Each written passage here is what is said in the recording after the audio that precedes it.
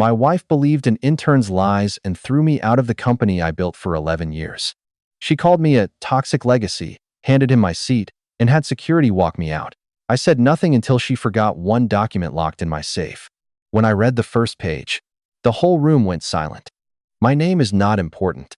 What is important is that 11 years ago, I sat in a spare bedroom with a laptop, a legal pad, and a personal bank account I was about to drain, and I built the foundation of what would become a company with 31 employees, 2 office floors, and a client roster that took 7 years of daily work to assemble. I wrote the first version of our core software system myself. I negotiated our first 3 contracts personally. And on the day we incorporated, I wired $50,000 from my savings into the company account, every cent I had, because I believed in what we were building. Renata and I signed the co-founder agreement together. 50-50. Equal ownership, equal authority, names on everything. The IP filings, the founding documents, the lease on the office we eventually moved into. That agreement was not a formality. It was the legal architecture of 11 years of my life. Over time, the division of labor shifted naturally. I handled operations, systems, and infrastructure, the parts of the business that don't photograph well but keep everything running. Renata became the public face. Client dinners, investor presentations, the version of the company that existed in the world's perception. That arrangement worked. I didn't need the spotlight. I needed the company to function, and it did, because I made sure it did. Then, about 8 months before the lobby incident, Renata hired Jasper. She introduced him as an intern with fresh energy. He had a good handshake and a talent for knowing which side of a room to stand on. I didn't think much of it at the time. I was focused on a system migration that had been running behind schedule for 6 weeks. I noted him, filed him away, and kept working. I should have looked closer at what fresh energy was actually pushing toward. The first sign I missed, and I did miss it, I'll own, that happened about 5 months in. Renata mentioned, almost as an aside, that she was streamlining communications and consolidating certain decisions to move faster. I'd heard that language before in other companies, and it had never meant anything good. But this was my wife and my co-founder, so I gave it the benefit of the doubt. 2 months after that, I went to pull up an investor update email and realized I wasn't on the distribution list. I checked back through my inbox. I had been off it for 3 months. I hadn't noticed because the company had been running smoothly enough that I hadn't needed to look. When I finally did look, I found that Jasper had been CC'd on every single one. The meeting was called a check-in. That's how it appeared on my calendar. Quick check-in, Tuesday, 10 a.m., no agenda attached. No prep materials sent over. I'd been to 100 of those in 11 years, and they had always been exactly what they sounded like. This one was not. When I walked in, Jasper was already seated at the conference table. Not off to the side, not standing near the window the way someone does when they're waiting to be told where to sit. He was at the head of the table, the position I had occupied in that room for the better part of a decade. 2 board members I had personally recruited were seated across from him. Renata was at the other end. There were documents on the table, already printed, already distributed. My copy was the only one still face down. Renata slid it toward me and said, "We've been working on a restructuring proposal. We wanted to walk you through it." I flipped it over. The cover page read, Organizational Realignment Operational Authority Framework. Author listed, Jasper. Date of drafting, 14 days prior. 14 days prior, I had been traveling for a client presentation that Jasper had specifically requested I handle in person. I read the first 3 pages without speaking. My role, co-founder, operational lead, the person whose signature was on every major contract this company had ever signed, had been reclassified. The proposal used the word advisory. It used that word 4 times. I looked up and asked one question. Was I supposed to review this before the meeting? Renata said, "We needed to move quickly." Jasper said nothing. He just held eye contact with me, in the particular way of someone who has already decided how the room is going to go. I closed the proposal and set it back on the table. I didn't leave. I sat through the entire presentation, asked 2 more questions, and took my copy with me when it was over. Someone had kept me busy while they rewrote my job description, and I wanted the paperwork to prove it. 2 days later, Renata called me into her office and told me that multiple staff complaints had been filed against me. The charges: creating a hostile work environment and undermining new leadership initiatives. I asked to see the complaints in writing. She told me they were under HR review. I asked who HR had contacted first. She said the process was confidential. I sat with that for a moment. The new leadership initiatives I had allegedly been undermining were a set of PowerPoint decks that had been making the rounds for the past 3 weeks, decks that reorganized systems I had personally built, with frameworks I had designed, and my name nowhere on any of them. The complaints had been filed by Jasper and 2 junior employees, both of whom had been onboarded within the past 6 months. Both of whom Jasper had personally brought in. She told me the evidence was confidential. I told her mine wasn't. The week after the accusation meeting, something shifted in how Renata spoke to me. Not the volume, she wasn't raising her voice or making scenes. It was the vocabulary. Phrases I'd never once heard her use in 11 years started appearing in her sentences like she'd been practicing them. She told me I had a growth-resistant mindset. She said my attachment to the original vision was creating drag on the culture. She used the phrase toxic legacy behavior twice in one conversation, once when I questioned a vendor change she'd made without looping me in, and once when I asked about a routine client contract renewal. I didn't respond directly. I went back to my office, pulled up Jasper's restructuring proposal, and flipped to page 4. Every single phrase was there, word for word. My wife had been handed a script. I had to reflect on whether she knew that, or whether she'd already started to believe it. Either way, it was its own kind of problem. What made it worse was the silence. The company had started to feel like a building where the acoustics had changed. People who'd worked alongside me for years were now careful they measured words in the hallway, didn't linger after meetings. And Petra, my assistant of 6 years, the woman who once called me at 11 at night over a billing error that would have cost us a client, she stopped making eye contact when we passed in the corridor. I stopped her one morning and asked if she was okay. She said, "I just don't want to get involved." I didn't push her, but I noted it. Because when someone who has been in your corner for 6 years won't look at you, it means the story about you has already spread, and it got there before you did. 2 days later, I was walking to my car after hours when Gerald caught up with me. Our CFO, hired in year 2, 9 years with the company, a man who communicated in understatement and never said anything he didn't mean precisely. He stopped a few feet away and spoke quietly the way you speak when you know someone might ask you to repeat it under oath. "I want you to know," he said, "that the Q3 financials still have your signature on them, as does the IP registration we filed in April. I just want to make sure you've spoken to someone about that." I told him I had. He nodded once and walked back to his car. That was the whole conversation. No accusation, no loyalty speech. Just a CFO making sure his co-founder understood what he still legally owned before someone decided to tell him otherwise. Gerald didn't tell me what to do. He just made sure I knew what I still had, and in that parking structure, that was the clearest signal I'd received since any of this started. About a week after Gerald's warning, I got a message from a woman named Delia Voss. Mutual contact in the industry, she'd worked with Jasper at a previous company, and word had traveled through professional networks that things had gone sideways at mine. She didn't ask questions. She just said she thought I should see something and attached a folder of screenshots. I opened them that evening at my kitchen table. Text messages between Jasper and Renata. The timestamp started 4 months before my firing, 4 months before any complaint was filed, 4 months before that restructuring proposal appeared on the conference table. In the early messages, Jasper walked Renata through specific HR language to use in formal filings. He identified employees he described as persuadable. He laid out a sequence documentation first, then reclassification, then removal, calm and ordered, like someone who'd run this play before. And then there was the name he'd been using for me. The legacy problem. Not my name, not my title. The legacy problem used consistently, across multiple conversations, with the casual contempt of someone who'd already decided the outcome and was just managing the timeline. One message read, "Once the documentation is in place, the co-founder status won't protect him. It'll look like he's hiding behind it." I read that line 3 times. Then I forwarded the entire folder to Sloan with one sentence. "I think you'll find these useful." Jasper had called me the legacy problem. I decided to let that phrase do some work for me in court. 3 days later, the company-wide email landed. Subject line, "Exciting organizational updates." Renata announced a restructuring of operational leadership and named Jasper as the new Chief Operating Officer, effective immediately. The email covered his vision, his energy, his commitment to the team.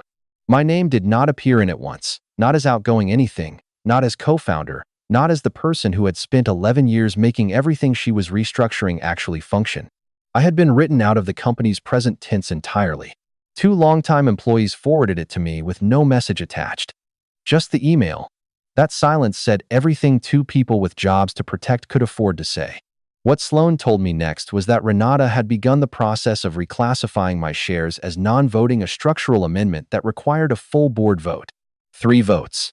Renata, myself, and an independent director named Hargrove, appointed in year 4 on my recommendation, who had not returned a single one of my calls. She needed Hargrove's vote. She forgot that Hargrove and I had worked together for 9 years. Sloan Calloway had been my attorney for 4 years. She was the kind of person who never used 2 words when one would do, and who had a talent for making very bad legal situations sound like engineering problems solvable, provided you had the right materials and didn't panic. When I laid everything out for her, she listened without interrupting, and when I finished, she said, "Before we do anything else, I need you to pull together every piece of documented evidence you have. Everything. Don't decide what matters. Bring it all." So that's what I did. Over the following 2 weeks, I assembled the file. The original co-founder agreement, dated and signed, with the 50-50 equity split and the IP co-ownership clause written in plain language on page 2. The intellectual property filings with my name listed as co-registrant. The bank records showing the $50,000 wire transfer from my personal account on the day we incorporated my money, my name, the company's founding date underneath. 7 years of email correspondence, documenting every major operational decision I'd made, every contract I'd negotiated, every system I'd built. I added the restructuring proposal with Jasper's name on the cover and his borrowed vocabulary on page 4. I added Delia's screenshots. And I added a signed written declaration from Gerald, confirming my role in every significant financial decision the company had made since year 2. Then I found one more thing. Going back through the company's foundational documents, I pulled the lease on our current office, the one we'd moved into in year 3, still active, still binding. My name was on the personal guarantee, not Renata's. I spread everything across my kitchen table and looked at it. 11 years of work, laid out in paper and timestamps. The receipts didn't care about restructuring proposals. They didn't care about toxic legacy behavior or growth-resistant mindsets. They just sat there, dated and signed, waiting for someone to ask the right question. My name was on the lease, the IP filings, the original wire transfer, and every founding document this company had ever produced. I found myself genuinely curious about what, exactly, she had planned to tell the board. When I brought the file to Sloan, she went through it page by page without speaking. When she finished, she set it on her desk and looked at me. "The share reclassification is procedurally improper under your co-founder agreement," she said. "The agreement requires mutual consent for any structural amendment affecting ownership rights. Renata doesn't have that." She paused, but the text changed the picture further. "If Jasper coached her through a coordinated campaign to manufacture grounds for your removal and then strip your ownership, and these messages suggest exactly that we're not looking at a procedural violation, we're looking at potential fraud." She recommended 2 tracks simultaneously. First, an emergency injunction to halt the board vote. Second, cease and desist letters to both Renata and Jasper personally, citing the text evidence and the IP co-ownership documentation. I asked her one question. "Can I be in the room for the board meeting?"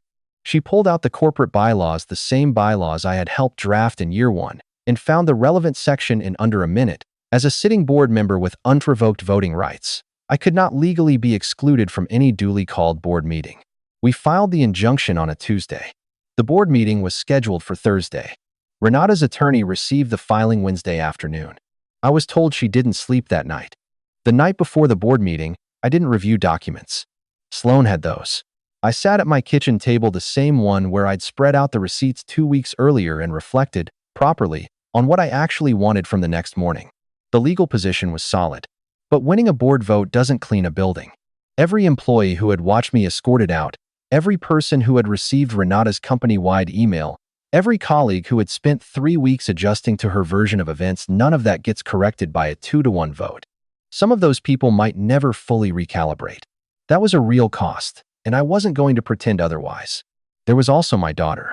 I hadn't told her anything, hadn't wanted to put her in the middle of something still unresolved. But that morning, she'd seen the company-wide email through a mutual contact and texted me 3 words, "Are you okay?" I stared at that for a while. The personal cost of all of this was not abstract. It had a name, and it had sent me 3 words at 8 in the morning. And then there was Hargrove. Everything came down to a man who hadn't returned my calls in 6 days. If he abstained, the vote split 2-2. The injunction would buy time, but the legal fight would stretch to months. That was the actual risk. Not the documents, not the fraud argument. Hargrove. I went to bed without an answer, which is the most honest thing I can tell you about that night. He called at 9 o'clock. No explanation for the silence. No preamble. Just Hargrove's voice, measured and deliberate, the voice of someone who knew that how you say a thing matters as much as what you say. "I've reviewed the materials your attorney sent," he said. "I want to see the original co-founder agreement in person before the meeting. Can you bring it?" I said yes. "Good. I'll see you at 9.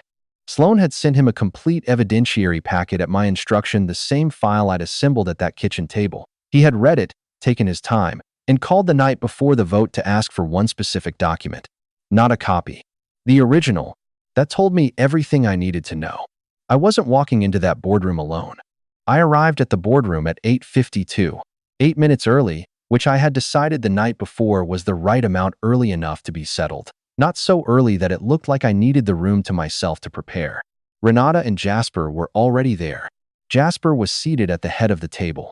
Not off to the side, not in the chair closest to the door, the head of the table, the position I had occupied in that room for the better part of a decade. He had a legal pad in front of him and a pen he wasn't using. Renata was to his left, posture straight, expression arranged into something that communicated control. 2 junior board observers were seated along the wall.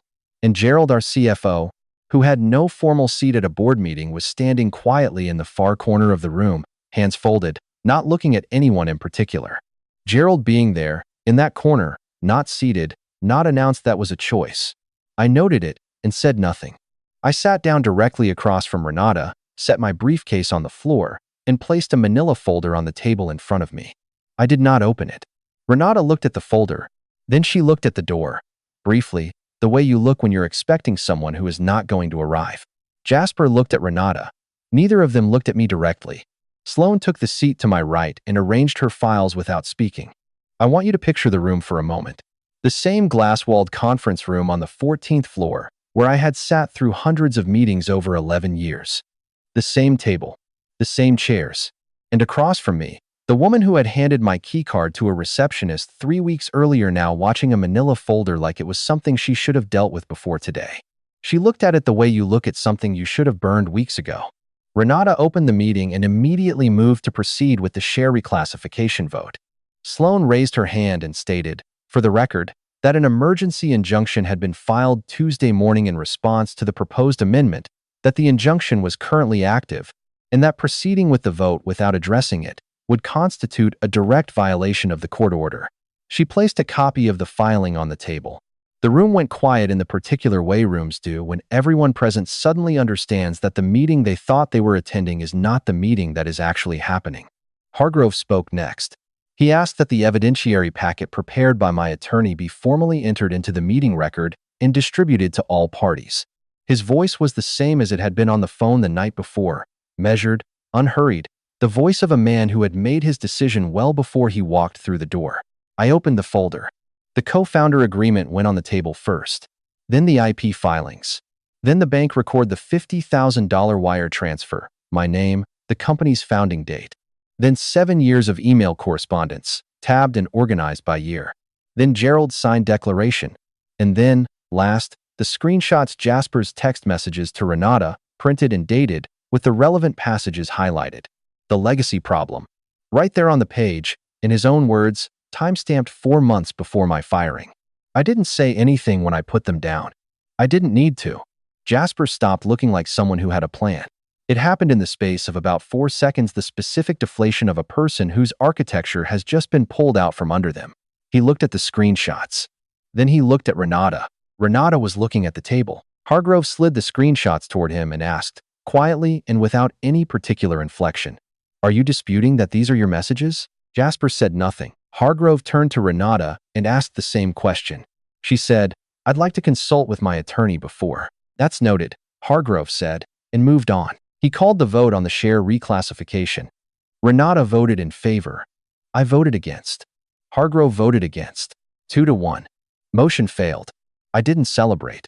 I didn't lean back in my chair or exchange a look with Sloan or do any of the things people do in movies when a vote goes their way.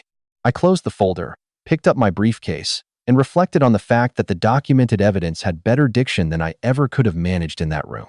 It had said everything that needed to be said, clearly and without emotion, in a language that a boardroom couldn't argue with. Renata was still looking at the table when I stood up. Jasper resigned 48 hours after the board meeting. The official reason given was personal circumstances. I'm sure it was. Sloan's firm initiated legal proceedings the same week, citing the coordinated campaign documented in the text messages as grounds for a fraud claim. I won't walk you through the details. That process is ongoing, and some things are better left to attorneys and patients. What I will tell you is that as a condition of Hargrove's vote, an independent governance consultant was brought in to formally restate and document the co-founder authority structure. Every decision requiring joint approval was written back into the operating agreement, explicitly, with signatures. The kind of thing that should have been untouchable from the start, and now was. Renata kept her 50%. She kept her title. We have not spoken since the boardroom, and I don't expect that we will. I'm not going to dress that up into something it isn't. She built her case on borrowed language and someone else's ambition. Both ran out on the same Thursday morning. The week after the vote, I received an email from Petra. Short, no subject line, sent at 7 in the morning. I want you to know I was asked to sign something. I didn't. I read it twice. Some things you can enter into the record. Some things you carry differently. I've been reflecting on which category that email falls into ever since, and I think it belongs in both. There's a word that keeps coming back to me. Co-founder. It's on a legal document. It has a date on it. It has my signature and the state's filing stamp and 11 years of paper trail sitting behind it. No restructuring proposal, no company-wide email, no fresh energy changes. What is recorded, dated, and filed. That word was always there. It just needed the right room to say it out loud. If you've ever been told that what you built doesn't belong to you anymore, drop a comment. I want to hear from you.